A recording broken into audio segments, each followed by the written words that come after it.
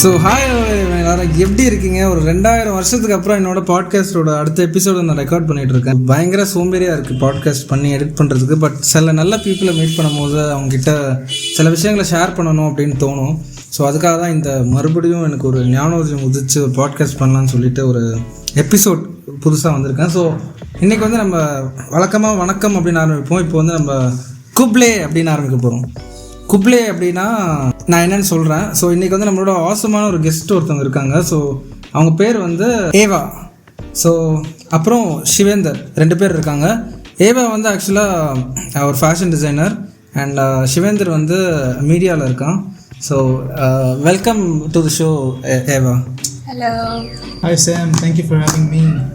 Yeah, so from this exactly 1 minute we are going to talk in English because our beloved honorable guest, she doesn't know Tamil because she's from I'm from Meghalaya. Yeah, so Meghalaya and she's coming, so we are going to have this podcast recorded in English. So let's get this started. So I've been to Meghalaya couple of times and it's actually an amazing place in Northeast. So I have an wish to also go down and settle there, but that I hope it remains as a dream. So okay, tell me about yourself. So Eva, what does Eva mean? Eva means give. It's a local word. So like maybe like my parents wanted to name me like that, maybe because they think I'm a gift from God. So yeah. Is it a gift or it's to give? A gift or to give. So it has the same meaning. So you're a gifted kid then? Probably. Okay.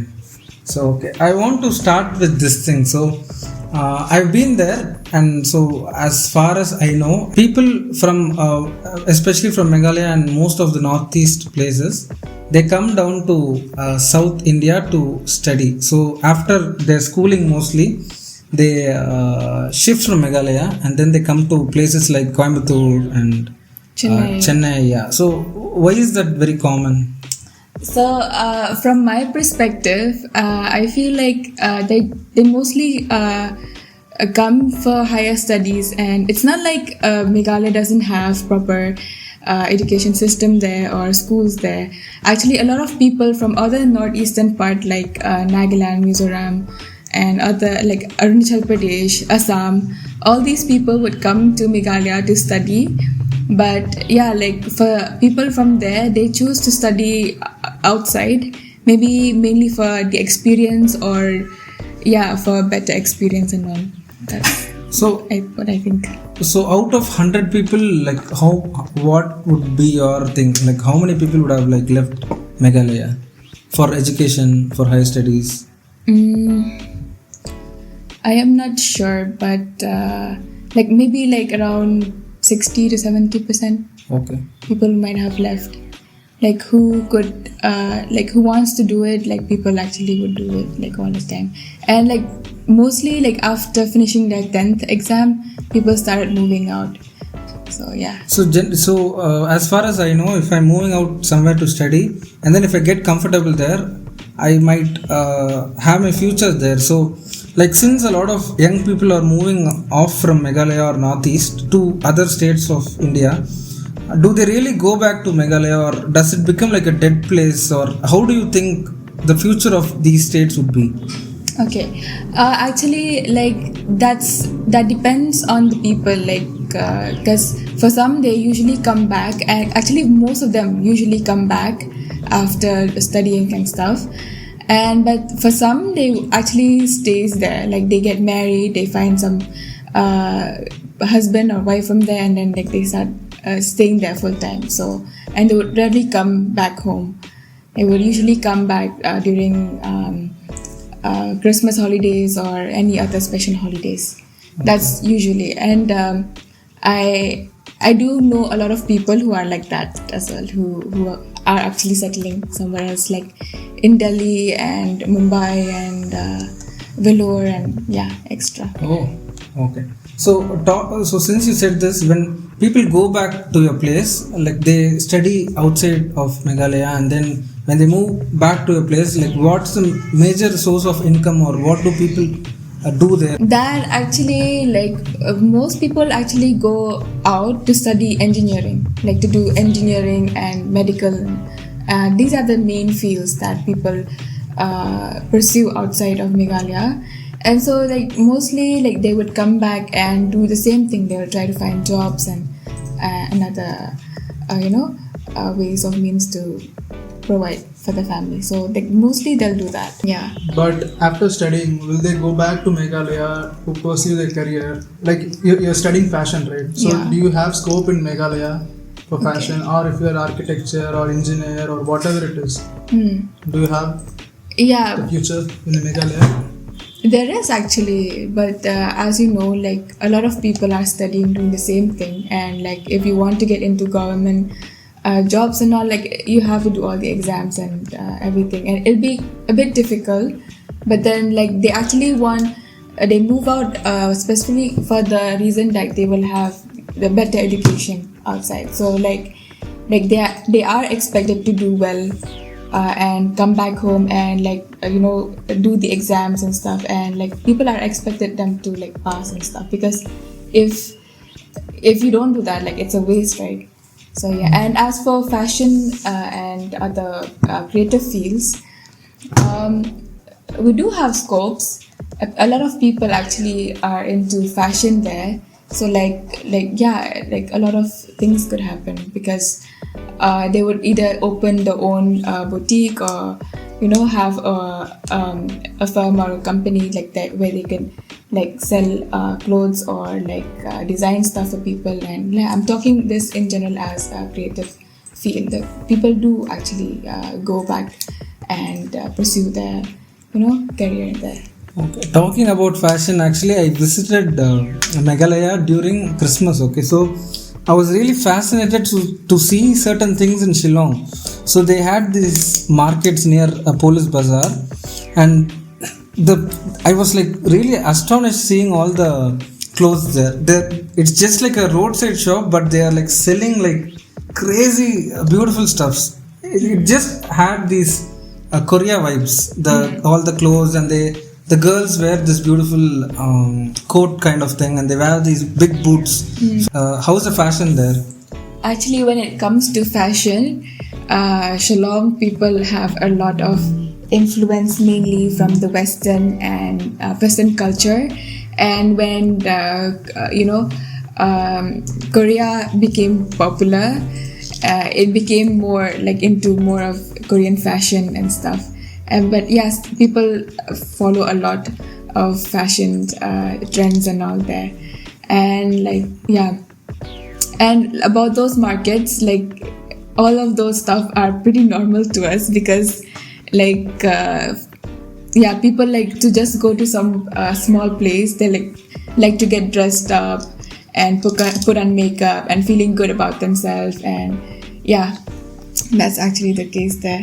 Doesn't seem very normal to my eyes, because being in Chennai, we wear only like cotton or something that's very light. Seeing something in a movie, it was like that for me.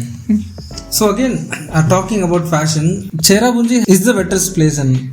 No, actually that has changed to Mouse and Ram. Yeah. Oh my god! Yeah. When did this happen? I think a couple years. Is it because of the climate change? Yeah, probably. Okay, so I have this question actually. So since it's raining almost all of the time there in that part, so what do people wear there? Because like here, when it rains, everyone they take umbrellas and they have these raincoat, and living with the raincoat for like throughout the year, I think it's different. So how is it there? So people main occupation there is agriculture, and so what they'll do is that they'll have this traditional umbrella kind of thing. I won't say an umbrella, but it's a traditional protective thing that they made out of bamboos to protect themselves from the rain and all. So it's called ukunup. Can you spell it? Yeah, KNUP. KNUP? Yeah, Ukunup. So U is like how you like say like it's something. Okay. So like so U in Kasi is like okay, it's this. So yeah. So it's called Ukunup, and it's actually a triangular shape covering Okay. where people like put it in their head, and then they would since they would like when it's raining, so they'll start planting all the weeds and stuff. So like they will like put it in their head, and then they'll bend down and it'll cover the whole back. Oh. And then they'll start planting. So yeah, it's something like that. You can Google it up. Actually, I can't really explain properly how it works. I've seen it How it in looks. some movies, I guess. Yeah. So yeah, that's how they do it. And plus they'll wear rubber boots mostly. Oh, okay. Actually, when it comes to the fashion and all, no, like people in the city, obviously, like the city places will be It's different. And then like when it comes to the village and all, like it's different. So like you'll see like in places like Cherrapunji and all, you'll see like a bit Village. the fashion, yeah, villagey vibes there and stuff. So Where do you come from? I came from Shillong. You're from Shillong. Yes. So you're more of the fashion type. That's why I'm studying fashion, I guess. Okay. So you said that people are getting influenced by the Western culture, right? But do you think people still follow this traditional, or people have moved into this Western? That's a very nice question, actually. And I also try to observe a lot of this. And like, actually, that's one thing why I like Chennai. Okay. Because I feel like Chennai people, although it's like one of the biggest city, in India and all, and they still have a lot of traditional love to them. Like they still follow a lot of stuff. Like when it comes to fashion, when it comes to beliefs and everything, they still like hold it, all those traditions. But Shillong, I feel like they're not that much. They like here they value a lot like tradition and stuff. They're like when there's an occasion they will, but like you can't see it like being followed everywhere. So the number is their becoming day-to-day less. life. Yeah. So like here, like I feel like people are following all these in their day-to-day lives, but there like it's only when it comes to occasion wise. Otherwise, like even when it comes to choices, way of living, and majority of everything, their lifestyle and stuff, it's mostly influenced from outside. So yeah. So I have a question. So since it's raining most of the time there, how do, like you said, agriculture is the major source of income and like the major work done there. How do they do agriculture when there's like so much of rain there? Actually, what they will do is that they would go to the paddy fields and stuff, and in the field they will like create a wall where when it rains, like the water is trapped in the field. Okay, so like the water is fully trapped. So like they like when it stops raining, and when only then they start planting and all. So like that's what they do. Like usually they will start after the rain stops. So yeah. And there is this festival called Chatsukra. Can you spell it? CHAD. CHAD? SHU KRA. KRA. Okay, KRA. Yeah. So it's actually a festival or a celebration like how we do Pongal here. Pongal is a harvest festival, right? So this is actually a Jaintia festival. So like the people would come together to celebrate a harvesting festival. So like it's like yeah. So do people in the city also have the main income as agriculture? No. Like most people actually like if you like people are mostly like the majority are in the village rather than like in cities and towns and all. So like people in the cities actually are more government officers and office workers. So like people like that's why also a lot of people have moved to Shillong in search of all these, job opportunities and all these. So yeah, and people from other places like other northeastern states also come for the same reason. After harvesting, like talking about food, so what's the famous food there? Like every state has its own unique food and flavors. So what is your if there's one special, like in Chennai it's like biryani. Like everyone can relate to biryani. So what's that one dish which you can say proudly that it belongs to us?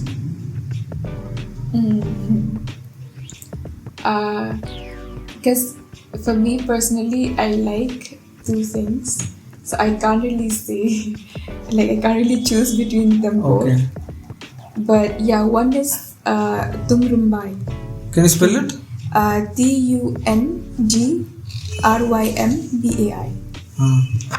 And the other one? And the other one is in Jaintia they call it Jado. So Ja means rice, Doh. That.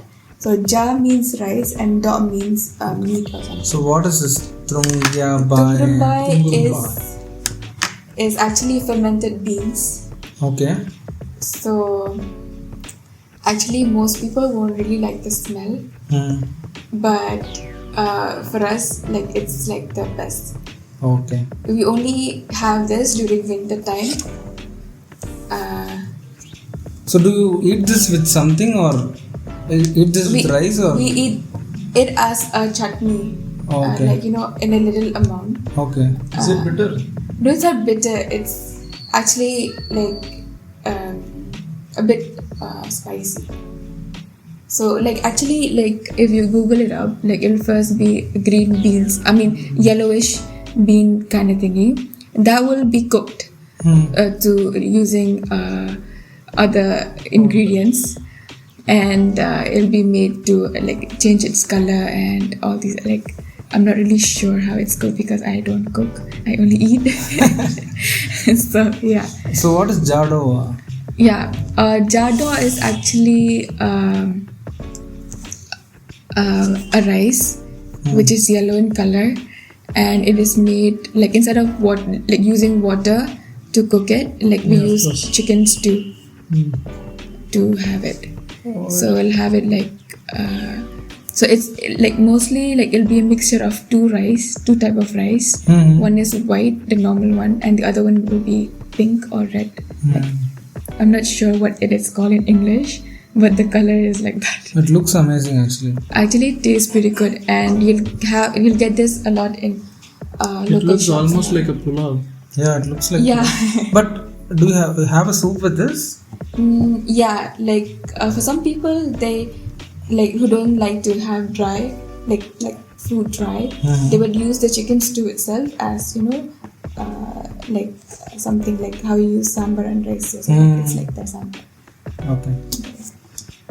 So how is the non-veg culture there? So you guys are from mountains, and then other than vegetarian, what do people consume more there? Actually, majority of the people are non-veg. Okay. And I feel like it's a very rare case to hear, Meghalayan people who are veg. So like I don't know, I haven't heard anyone who are like veg. Most people love meat a lot, and Are you a non-vegetarian? yes, Okay. and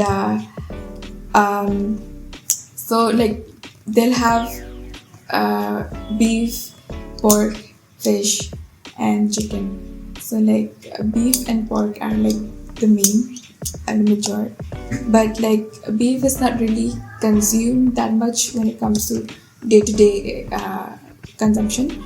But like Is it pork- because of the price or? Yeah, actually, it's because of the price. It's mostly because of the price. And So is there any special dish which they make with pork or beef? How is it served in Meghalaya? actually, when it comes to food, the way they prepare it is pretty simple. They'll have like few ingredients, and like they'll use that to a lot of dish and all. So like it's very simple and it doesn't really have that much masalas or thing like when it compared to other parts of India. So how was it like? You people like to have the food as like spicy, or how do you like it to have?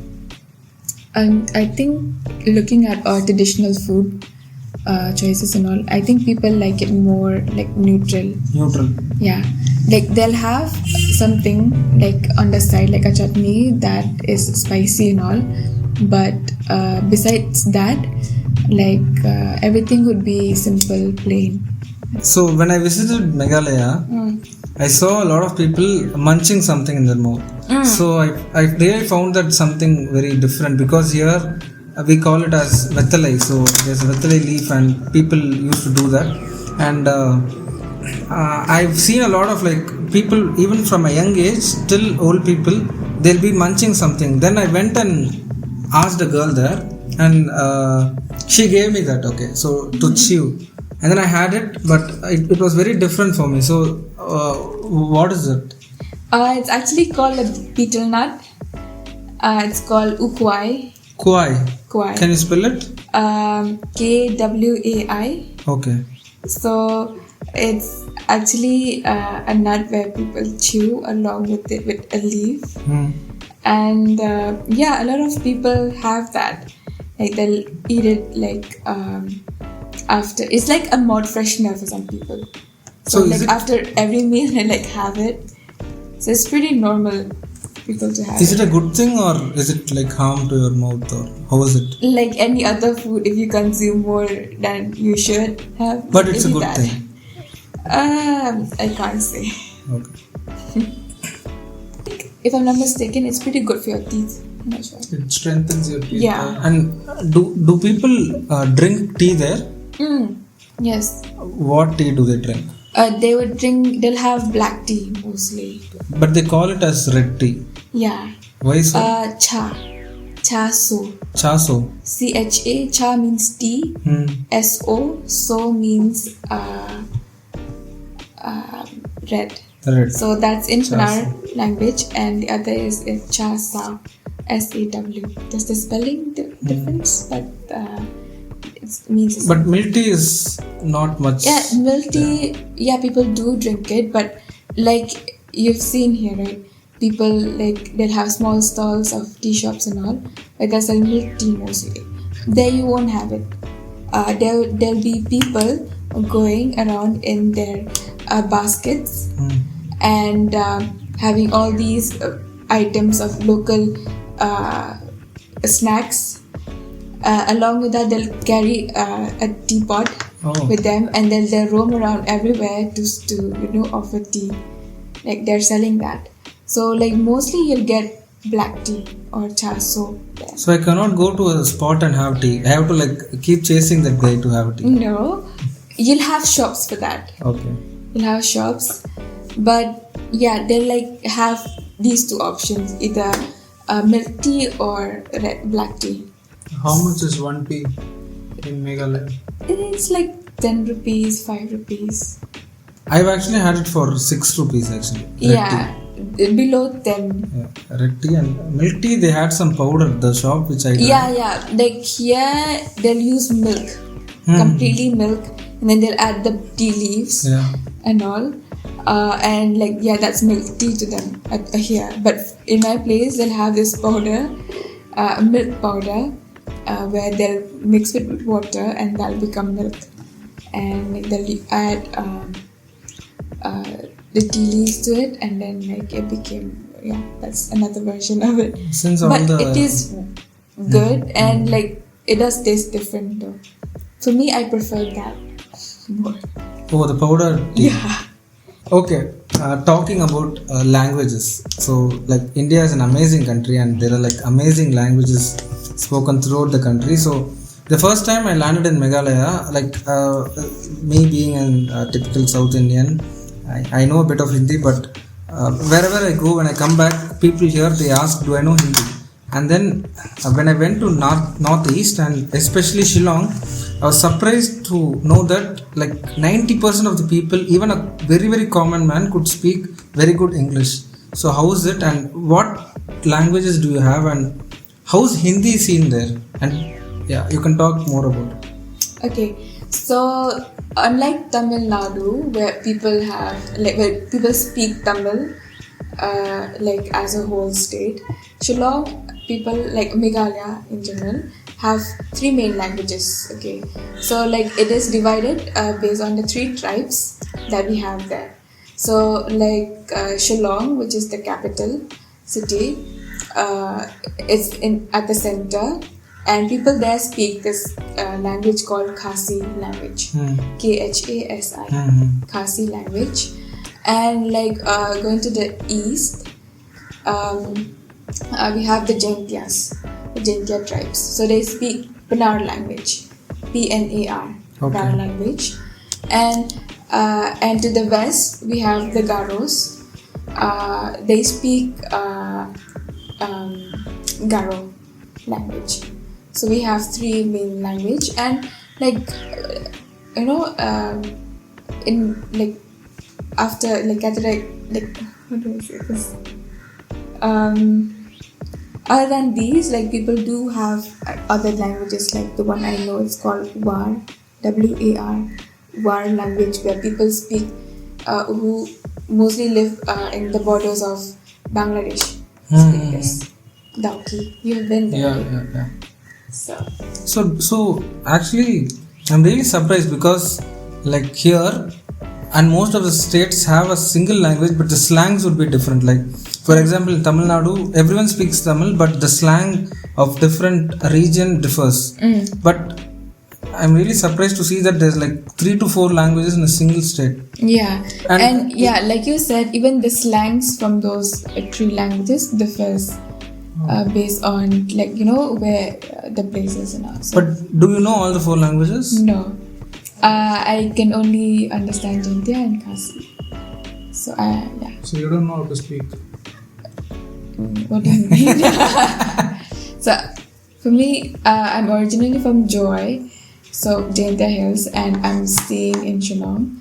So yeah, I can speak Jaintia and a bit of Shillong, Khasi. So, but like, see, the thing is that Khasi and Jaintia, they're kind of like similar. So people can understand each other. Like there's not much of a difference. I feel there's not much of a difference in the language. But like Garo is like completely different from us, from the 2 languages. Okay. So you can't understand anything. You can't really relate to anything. So yeah, and when you about the English thingy, like I said, like people have a lot of Western influence. So like people speak more English than Hindi there. People can't really speak English like Hindi properly. They speak broken Hindi like how I'm speaking, and but they can understand it. They can understand it well, but when it comes to speaking, like they are more fluent in English rather than Hindi. That's actually a very nice thing to hear. Actually. Okay, this is for all the single guys. This question is for if a guy wants to propose a Meghalaya girl. How do you say it in your language? Nga Maya Oyepi. In Jaintia. In Jaintia language is called Nga Maya Oyepi, means I love you. So yeah. And in Khasi it's like Nga Eat Yapi. Okay, can you, just for the audiences, can you like talk like a paragraph or like 3-4 sentences? What do you want me to say? You can say anything.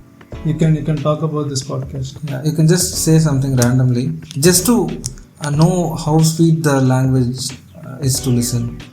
So I'll speak in Jaintia. Okay. So hi, nga Portugal ni. Oh shit. I just said it. No. You have to. Hi, nga Portugal Eva. Nga Katapura Chennai Heini. Katale agni ka podcast ko kanat pang more like about Meghalaya. So yeah. It does sound a bit like Tamil. No. Oh yeah. Yeah. And I said that, hi, my name is Eva, and you understood? Oh, okay, good. Okay. And so you said there are a lot of languages there, but like what's the more common religion there? I think it would be Christianity. Like the majority of the people there are Christian, and we have this other belief. They're called the Nyamtres in Jaintia, and what is it called in Khasi? Sengkasi? Yeah, Sengkasi. Talk louder. Sengkasi, I think. So, yeah, majority will be Christians. So what kind of Christians are there? Because here we have a lot of denomination under Christianity, and what kind of Christians are there? We have a lot. We have Catholics and Protestants. So it's the same. Yeah, it's the same, but we do have others too. Like independent churches. Yeah. Okay. But yeah, like if you go to Meghalaya, I think you can, like when it comes to communication and stuff, you can easily communicate with anyone. Like if you speak to them in English or Hindi, like they'll understand you. So it won't be difficult. Okay, so I actually like weddings from different ethnicity and cultures. So I just like to go there and just sit and watch how people enjoy getting married and how different cultures and traditions work. So how is the culture of marriage in Meghalaya, and how is it perceived, and how important and how celebrated is a marriage there? So Meghalaya is a matrilineal society. So which means when unlike any other states in India, where the bride and the groom, after getting married, the bride moves in to her in-laws, to the groom side, and settle there. But in Meghalaya, it's the opposite. It's the other way around. So like the groom will have to come to the brides. Are you serious? Yeah. Wow. Yeah, that's like a thing. Sounds really different. Yeah, it's actually pretty different. And like, you know how the properties and everything here, like they're given more they're prioritizing the male child more. There is like more given to the female child. So it's actually such a nice thing, because like in the other parts of India, it's actually different. So back in olden days, when a girl child gets born, they used to kill them, and they used to do a lot of things. And this actually sounds like totally different. Like they totally respect a girl, because they give everything, the fortune, to the girl kid. So is it like a thing from the beginning, or? Yeah, it is a thing from the beginning. It is it has been there for a very long time. And so is this equation working? Because all these years I've listened to the facts that the girl has to come to the guy's house, and how successful are the marriages there? It is successful there. Like you rarely have divorce rate. Seriously? The divorce rate is very low, I guess. Like, what do the men think? They don't it's fine. Won't the ego be clashed, or is there any? No, that's when you're brought up in that thing. You are you believe it, and it works for us. And for me, on the other hand, it's pretty shocking to know that people actually would do this to a female child, and so it sounds pretty cruel and pretty something to me, because everyone deserves to live. And I really like the fact that we are different in that way, and we are prioritizing. So one thing you're proud of your state is this. Yes, I am. When I learned it in school, I was pretty shocked.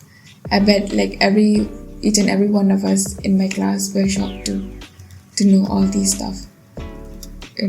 So the reality. So what do the widowed women do after? Like what? Like in our culture, in Chennai or other states, there is a concept that widowed women shouldn't get married. They should stay single. I mean, right now it's not like that. But in the past it was once. So in Meghalaya, what about it? Like, I won't say it's something that people like, open mind. It's like they're open-minded towards that. But I would say like people are okay with it. Like they can get married actually. There's not any kind of restriction or anything like that. Like if the husband passed away, and like if the wife wants to move on and stuff, it's like her life and her choice. So like it is open. It's quite okay. If like it doesn't really doesn't really involve the society or the thing. Mostly involve like of how her family thinks and what the support from her own family, So like I have heard people, I have met people who are like that too, like whom their husband passed, and after a few years, like a lot of years actually, they remarry someone, and like it's not something that is restricted. And the guy continues to live in her house. Who, the husband? Yeah, mostly. That's the thing, like he has to come in. He has to move in. So that's what mostly like the family should accept him. So you guys are very open-minded from the beginning. Yeah, I guess. Okay. So if you want to buy something from Meghalaya, what would be a best souvenir that you would suggest? I think people there are very good when it comes to handicrafts. Especially when it comes to making something with bamboo. So like I think you can buy a basket or from like something like that from BB. Police Bazaar, Yeah. Shillong. Yeah. Okay. So that would be the best souvenir. And plus like even embroideries and all these like are pretty common there, and people are pretty good with it, so you can buy a lot of clothing and like traditional ones. How is the tourism in Meghalaya? How is it? Because it used to be like an underrated place before, and I think for the past 5-6 years, a lot of people are riding there during monsoons, and the waterfalls there are really amazing. And I've like checked out like most of the places there, and I get really excited seeing all those clean waters and like bluish waters. So how's the tourism scene there now? Yeah, actually a lot of people are coming in from North India and South as well. So it has been pretty, great when it comes to promoting tourism and all, because of all these natural waterfalls and caves and all available there. So people are coming a lot in, and like even when I am on, like I will be coming from Chennai, so I'll be traveling with people who are like visiting Meghalaya for the first time, and they'll be asking us questions and like So you can suggest some nice places for our audience. You can also check my YouTube videos, but still, since she is here, she can suggest some nice places. Your favorite place? It need not be a tourist place also. Sora is Cherabunji. Yeah, Cherabunji. The double-decker road bridge and rainbow waterfalls. But one thing that I don't like about all the tourists coming in is how they have polluted some places. Because we would keep them nice and clean and all. Yeah, actually, Meghalaya, it has the cleanest village in Asia. It's called Maulayang. No, the way you're pronouncing it, you're not like Maulinang. Okay. Like the way he's pronouncing it, it's like Making you forget. Yeah. It's called Maulinang. Yeah, Maulinang is cleanest village. So it's spelled MAWLINNANG. Lynong. So there'll be 2 N's. Okay. Like you'll feel pretty embarrassed, even throw a packet of chewing gum here, because you'll be throwing and someone will run behind you and pick it up for you. Oh, So, do the local people do that? Yeah. Oh, wow, that's Like- amazing. so you'll feel embarrassed. Yeah. Like, you can't just throw stuff around. Are there any rules for not throwing things or making it ugly? I think, Any maybe fine? they have like, before it got famous, maybe it was not there. But then when people started coming in, so obviously I think there'll be rules and all. So yeah, one more thing is like how the difference is the rivers there. River. Yeah, the rivers there are very clear, they're not polluted at all. It's actually amazing to listen to this actually. Yeah.